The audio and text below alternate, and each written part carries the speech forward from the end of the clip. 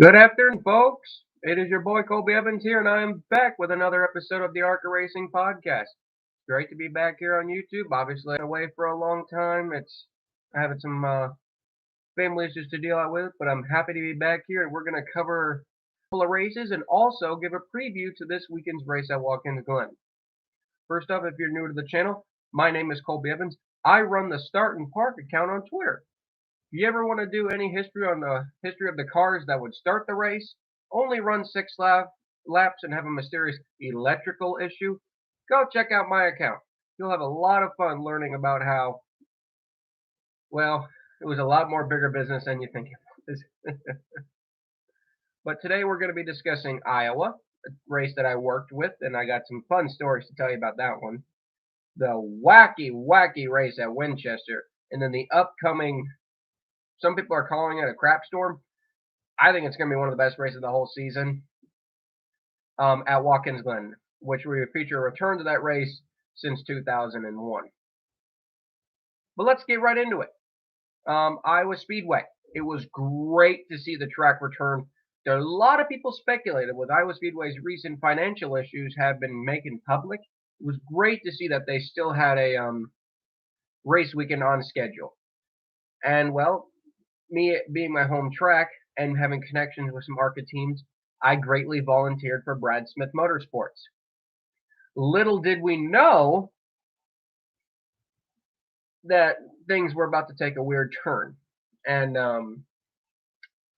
basically, it was going to be Brad and Brad, me, and three other guys. Unfortunately, those three guys had travel. I don't know if it was travel issues or personal issues. I don't know. I don't want to get into that because that was their own issues of getting to the track. That unfortunately left it just being me and Brad. And let me tell you this, guys. If you don't respect Brad Smith after hearing all this, I don't know what it's going to take you guys to respect some of these ARCA veterans. What's it like unloading with just one guy? It's something, man. Unloading the car, unloading the toolboxes, unloading all the drinks and all the other crap that's in that trailer. It is not easy. It is not easy at all. And not to mention, it was like 95 degrees. And as a redhead, I'm just gonna, I was dying out there. It was bad. It was bad. Um, but nonetheless, we got the car unloaded. Thank God Iowa Speedway gave us our garage stalls back. So we got into the garage stall, and like the coolest thing is, I wanted to point this out on my Twitter, but I didn't have time to because we were so busy. But at some garage areas, they will actually write down with a paint pen where they want the tires at. And the cool part is that the tire marks of that previous car, whichever one it was still sitting there. And I actually caught it. It was the 42 car from the 2019 race. The paint marks from that garage stall were still there almost 2 years later. And ironically enough, that was the car that my dad sponsored. So that was a little cool thing to realize that we were in the same garage stall as an MBM car. That was kind of funny. Nevertheless, though, whereas most cars go straight off the hauler and into tech, well, that's not us. Raise the hood, basically get them wrenches and sockets out and took off the airbox. Brad was basically working on getting paperwork together while I took off the airbox, and he lifted off the carburetor, unhooked the gas line, so we had to take the plate out. Yes, if you didn't know, ARCA runs restrictor plates at short tracks. Just the nature of the beast on how it goes now. But they have plates that the car travels with, so it doesn't offset balance at all. But we took that plate out, set the carburetor open, covered that with a paper towel. Ironically enough, we were not the second to last ones to get into tech. Even though I had to take all the shark fins off, put all the bolts away. Luckily, we didn't have to put on the splitter skirt, or else that probably would have taken forever. And we got into tech. We got into the tech line. We were second to last in line. The 7 car of Eric Caudell was right behind us. We literally beat them probably by about 2 minutes. And it was a long wait. And I tell you, tech was probably the worst part of the whole day, mainly because I was just sitting there in the heat. And in a black shirt, red and black shirt, I was not doing well. I'm just gonna let you. I was not doing well. Mercifully, the line went through and we got into tech. And in case you guys wanted to know, I will eventually take a picture of it. But Brad's red 48 car was built in August of '03. So if you guys ever wanted any questions, it is August of '03. So it's August 4th right now. That car is 18 years old. So for any of you viewers who are younger than 18, well, that's why I love this series so much. 18-year-old race cars still going fast around the racetrack. That you gotta love it. Well, we made our way through tech. And I tell you, the tech process, I can't get too into it, but boy, is it something. It is really something. There is. We got to open the hood. Obviously, they give us our plate. They give us our transponder. Hook that up immediately. Got what am I trying to think? Well, it's hard going back to it immediately, but we got to rehook it. They give us the plate. We hook and our head gaskets. We put all that crap back together. Then we go to templates. We go to back templates first, and then you go to front templates last, if I believe it was correct. And then we had the slalom course around the garage areas to get to weight. And then here comes like the funniest part is we go to weight, and when we got it done, and then we hear an official come over and said, Brad, we got to go to the driver and crew chief meeting. Well, there's only 2 of us there. So we quickly get off the weight scales, get that car over to the final set of scales, which I believe was the undercarriage check. I don't really know what that part of the scales was. And I remember the guys were literally saying, leave the car there. We'll get it for you. Just go to the meeting. So we literally left the car there on the scales. The officials took care of their business. And me being sweaty, greasy, and grimy, going into this nice area with all these people, and sure enough, we were the last ones there. Me and Brad were. We kind of just fizzled into our own positions. But let me tell you guys, I've never been to many drivers' meetings, but this was probably one of the coolest experiences I think I've ever had. Being in a drivers' meeting, just the aura around it with all these legendary figures and drivers and crew chiefs and ARC officials, it's just surreal in some ways. You want to be a kid in a candy store and want to say hi to everyone, but you can't. You kind of just got to take it easy, find your place, and just kind of stand there. And lo and behold, who was I standing next to in the driver's meeting? You guys aren't going to believe this. Ken Schrader. It was announced about a couple of weeks before the ARCA race that Ken Schrader, Rusty Wallace, Stephen Wallace, Ron Hutcherson, and Mason Mitchell would be attending the race. Ramo Stott was supposed to attend, but unfortunately had health issues. If you ever watch this, Ramo, get well soon. But they all were attending the race, and they were at the drivers' meeting, along with former NASCAR president Mike Helton. They were all there at the drivers' meeting. And lo and behold, one of the only places that was full to stand was right next to Kenny Schrader. So that was kind of cool standing next to him for the drivers' meeting. But like I said, what an experience. Seeing Rusty up close, seeing all these legendary figures up close. It's just really a surreal moment. And if for anyone any young person who's ever been in a driver's meeting, I hope you understand what feeling what feeling I'm talking about. Just the surrealness and the fact that you can't believe you're actually here, you know? That ended, and then the sad part was the realization, like, we're still in tech. So just me and him, oh my God, push that car back to the garage door, and I'll admit, guys, I was already done. I had nothing left in terms of strength. But me being the only guy there, I had to go spot. So they had set a tram for us, and got on the tram at 3:45, which is another funny thing is that, so it was just Brad and me. We got the car back to the pit yard garage stall at 3:40. Well, the tram leaves in 5 minutes, and we got to put the airbox back on, screw on the shark fin, screw on the front splitter skirt, and make sure everything's nice and tight down and ready to go in 5 minutes. I don't have time to do that. So I have to leave Brad to fend for himself. I don't know what happened. I believe maybe a couple of guys from Eric's team or Tim Richmond's team came over to help us, if I'm correct. I don't know for sure. All I know is I had to leave. And once again, for a guy like me, being able to go into the media centers and shit, media centers and stuff, and the mid part center of the racetrack, the media part in by the grandstands, and going up to the spotter stand. If you have not been on the spotter stand, you will never know what a real view is like. Sitting on top of the grandstands at the tip top is one thing, but at the very top, the spotter stand, that is probably one of the coolest views I don't think anyone could ask for. It was an unbelievable view. And the weird part was that they actually did think about us. We were supposed to get a VIP suite that Iowa Speedway stuff. It was Suite 309. A lot of us crew guys were gonna do our spotting gig from Suite 309. I don't know the full story about it. All I know is then we got kicked out of Suite 309,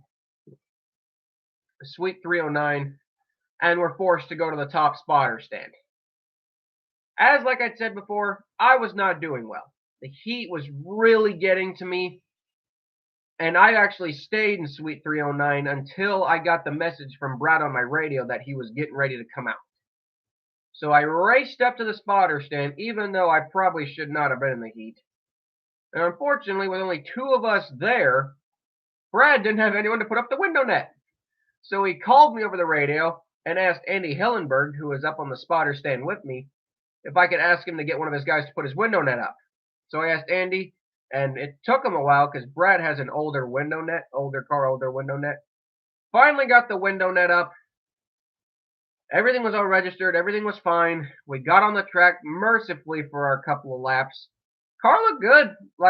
For old tires and a car that's really not set up for Iowa, it doesn't roll over as bad as I thought it would. It actually looked like it handled pretty good. But we were done there. Right when we were done, I went immediately back to the suite because I was so tired. I was so out of it and exhausted. I had not eaten anything all day because, unfortunately, for Brad, we just can't really afford food. I know you're saying, how can you not afford food? Why don't you bring your own? Well, in the heat of the moment, you just kind of forget, So we got down there. We kind of had some downtime. Qualifying was not for about another hour. So we kind of just sat all in the garage area. I'm just starving here. I point out to Brad, I was going to go to the local concession stand and get some food. And then I really want to give a huge shout out here. The Andy Hillenberg crew was nice enough to be like, dude, go get some food from our trailer. We don't care. And I'm just going to say this straight up. Andy Hillenberg brought the coolest food in Iowa. A full-fledged taco bar. An amazing taco bar, I might add. I think I had three tacos. 3 tacos, a crap load of chips, and about 3 Gatorades. I was hungry.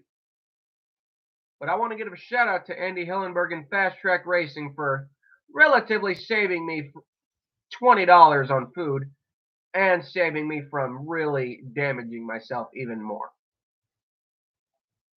Yeah, so mercifully ate the food, felt better immediately, and we were 4th in line for qualifying. For some reason, ARCA actually did a full practice session, qualifying session, and race. We were 4th in line for qualifying. We pushed the car out, and it gets even harder because when you don't have any strength pushing that car, you're giving it everything you have, and nothing is happening.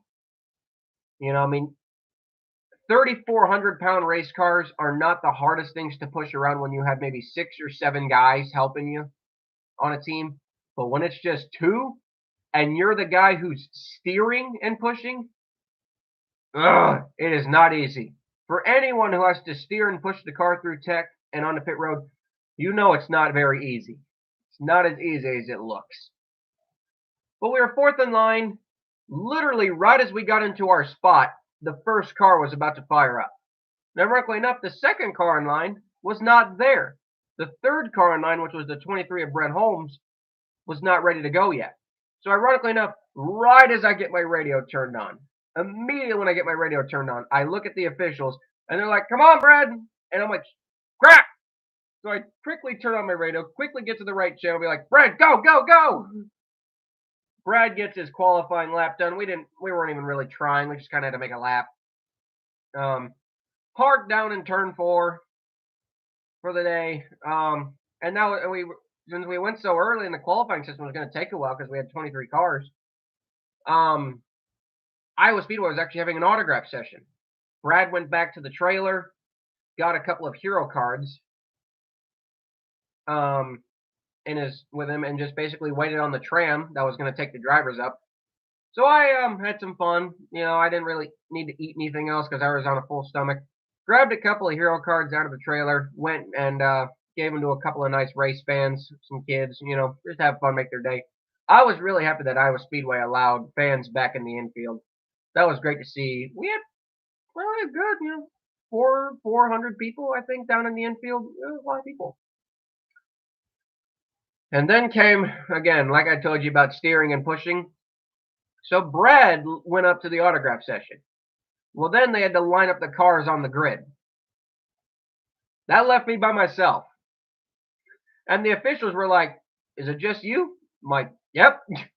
So, with the help from a couple of officials and other crew members, mercifully got that car steered into the right position. My hands were so raw afterwards.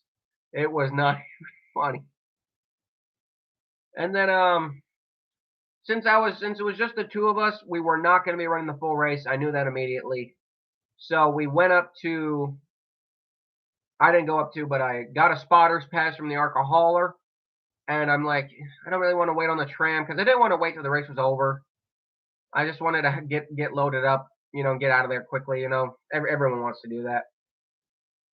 So I got my own truck, drove up there myself, and I think I was actually the second or third one up on the spotter stand, ready to go for the race.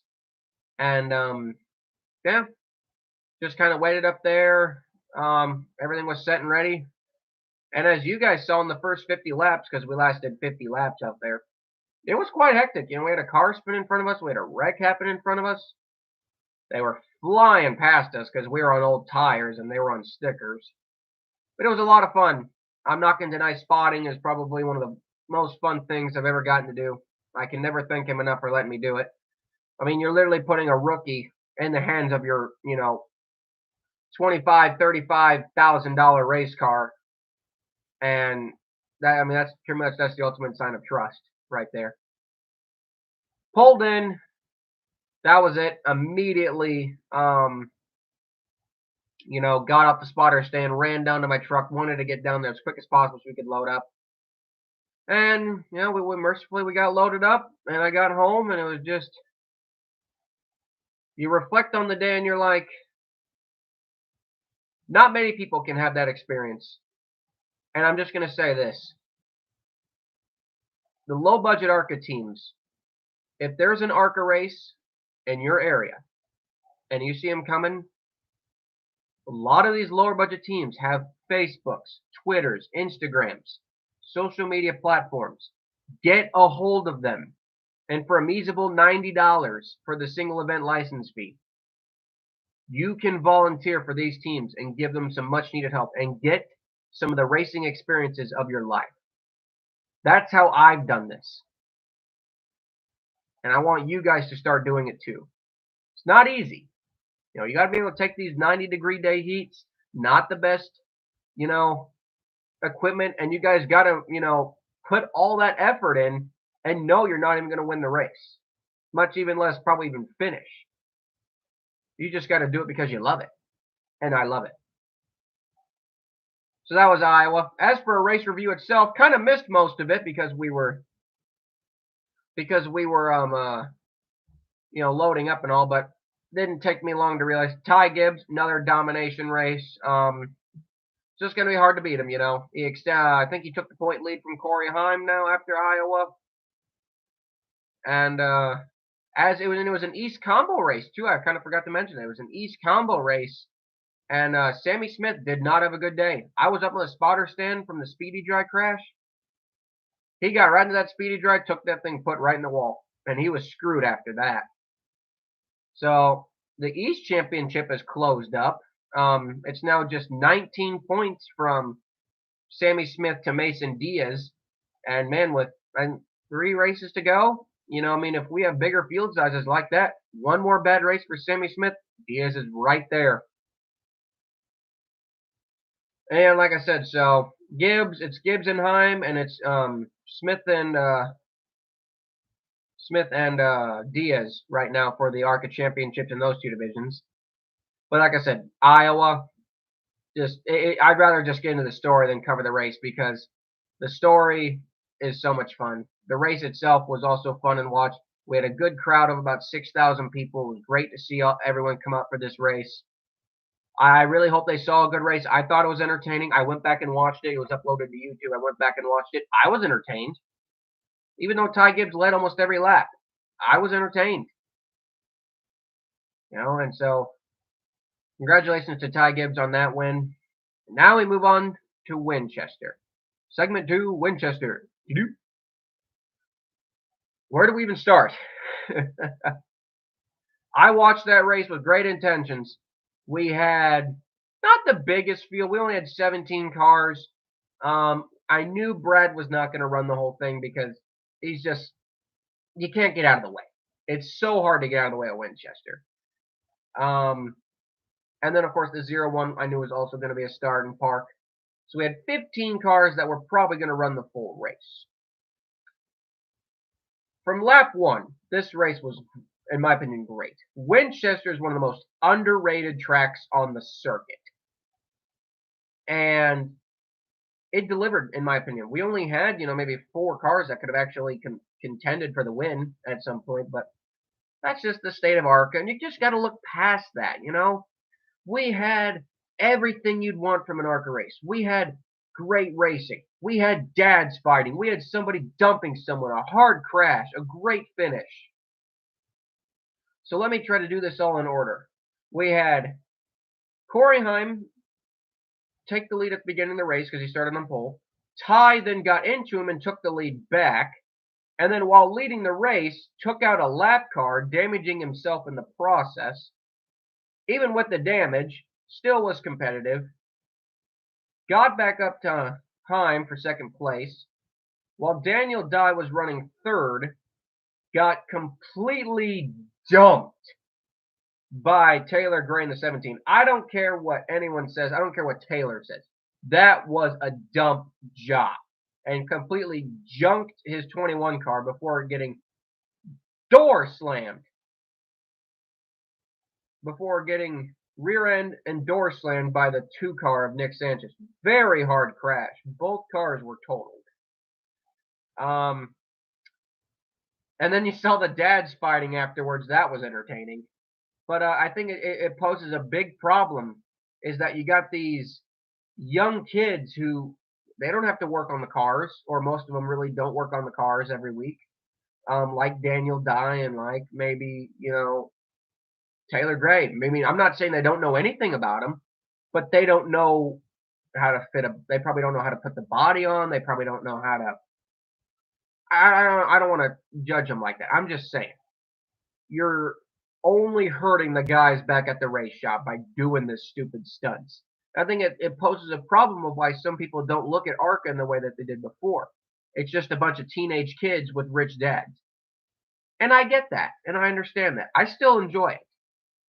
But there comes a point where you can't just let that happen. You can't just dump someone for no reason and expect not to have it come back to you in the future. Taylor's talented for age 16, but he's got to watch himself. You don't want to make enemies this early in your career. You're only going to hurt it in the future. And then anyway, in my opinion, what was really entertaining, the last, 25 laps, Corey Heim and Ty Gibbs running front to rear, bumper to bumper. That was great racing. Picture perfect, nail every single lap racing.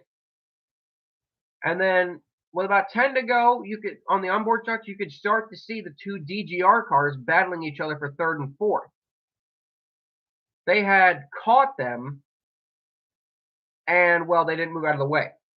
And with 3 laps to go, kind of like what we saw at Elko with Heim pushing Gibbs out of the way, Gibbs pretty much dumps Heim.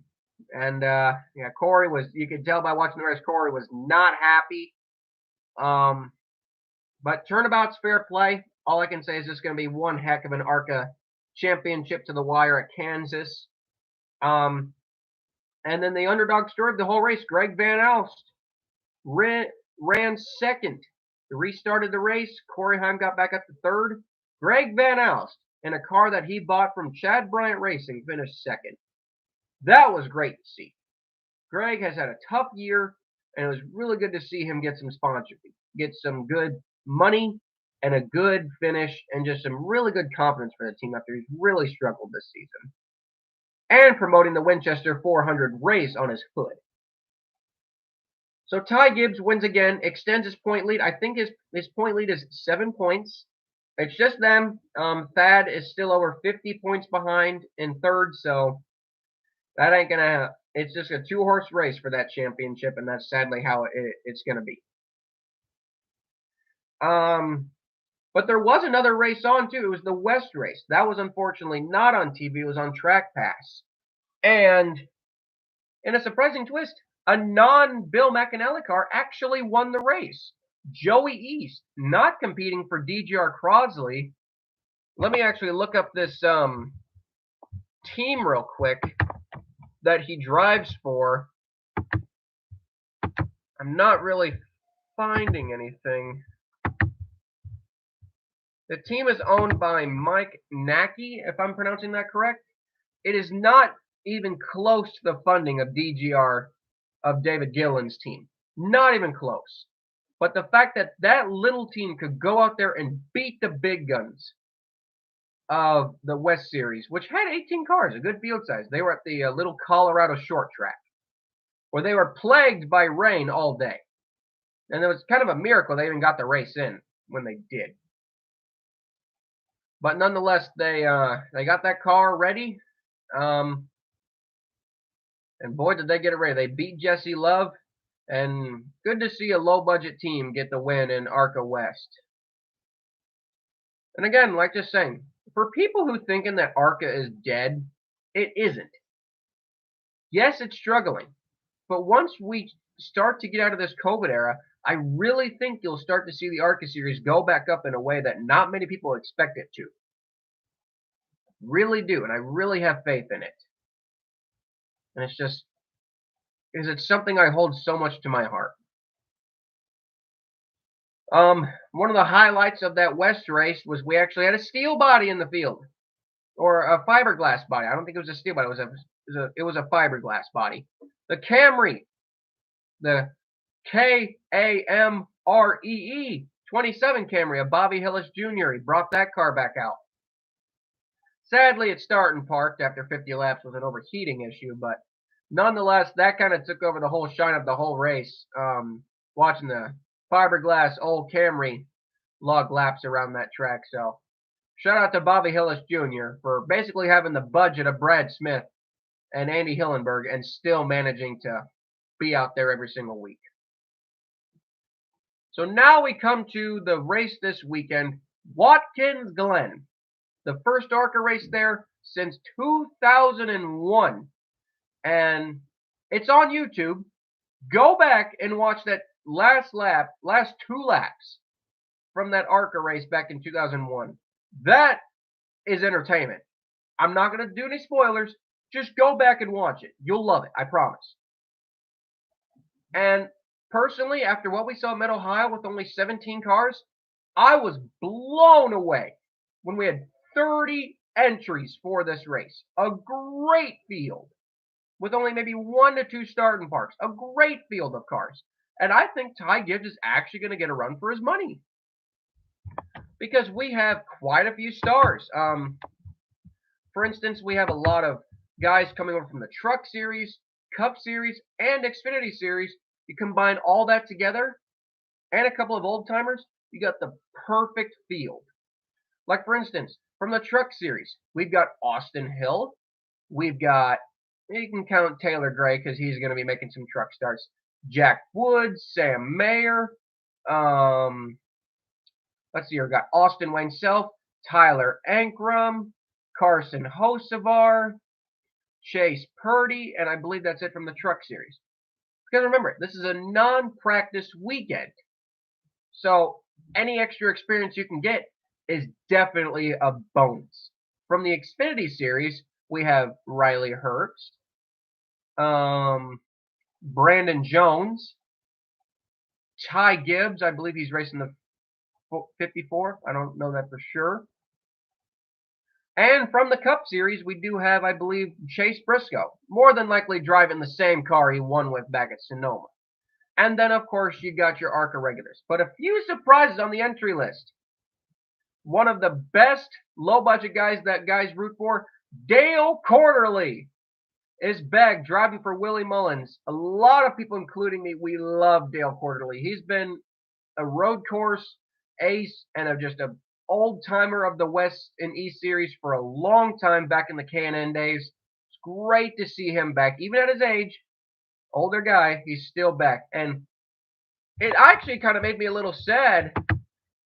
Dr. Ed Bull is back. And why it made me sad is nobody remembers him. This is a guy who ran back in the early 2010s in a blue car. Even had a blue window net. He ran the 3, the 7, and the 28. All legendary numbers. And how about that for a surprise? Dr. Ed Bull is back. That is pretty freaking cool, in my opinion. And for the people who don't know him, well, that's just because they're too young, I guess, to remember. But I thought that was very cool to see guys like Dale Quarterly and Ed Bull in this race. And we also have some returning faces for this race. We have Arnaut Koch. I hope I pronounced that correctly. He ran for him, Andy Hillenberg, back at Mid-Ohio. We also have the return of RSS Racing and Kyle Sieg. They haven't been seen in a couple of races. And we also have the return of Kimmel Racing with Russ Lane. Andy Jankowiak is back in the 73 and actually a partnership with Ted Marsh's team. In a partnership with Ted Marsh's team, I believe running a Chevrolet. I believe they're running a Chevrolet, or I think he's just getting some help. We also have a couple of more new faces. We got the 30 team, Chris Wright. I forgot him from the Xfinity Series. Chris Worth, actually running for the, I believe, Visconti. I believe they're running this race. I don't know for sure. And I forgot Austin Wayne Self from the Truck Series as well. So we got a lot of big names in this field. I don't think Ty Gibbs is going to run away with this one. And I hope he doesn't. What I'm also hoping is that we don't just pile into each other on the first corner on the first lap, because that'd be a very ARCA thing to do. I think we can all kind of agree. I hope that doesn't happen. It's just good to see. It's good to see ARCA still have this much life left in it. As for starting parks, I can tell you right now, Brad will be parking, will not be running the full race. And the other one I can see is Tony Constantino and maybe D.L. Wilson. Other than that, though, I think everybody else is running the full race. And one of the most best stories of the whole race. Forget the other guys that have returned. Brad Perez. He races a Mazda in like the Supercar Vintage Racing Association. I think that's where he races it. Not for sure. But Brad Perez, a tire specialist who works for Martin's Motorsports in the Xfinity Series and Rackley War in the Truck Series, well, he put a tweet out a couple of months ago saying he'd like to run this ARCA race at Watkins Glen for a team with a sponsor. And thankfully, with team who works with Rackley Ward coming aboard, and Xfinity driver Josh Williams still having a couple of ARCA cars in his shop, have teamed together, and the number 60 Rackley Ward Ford will be running this weekend, and a lot of people will have their eyes on him, mainly because it's one of those feel-good stories. It's a feel-good story by a guy who really deserves it. He busts his ass every single weekend, being the tire guy for those two teams. Getting this opportunity has to be the opportunity of his life, and I really hope he does a good job. I don't think he's got a winning car, mainly because of the powerhouses that he's got in front of him. Josh Williams, though, brings a great car to the track. I think the goal for them would be a top 10, top 5, and a miracle win. But I really think that this is going to be a very entertaining race. By the way, Friday at 5. Either on Mad TV or FS1, one of those two channels.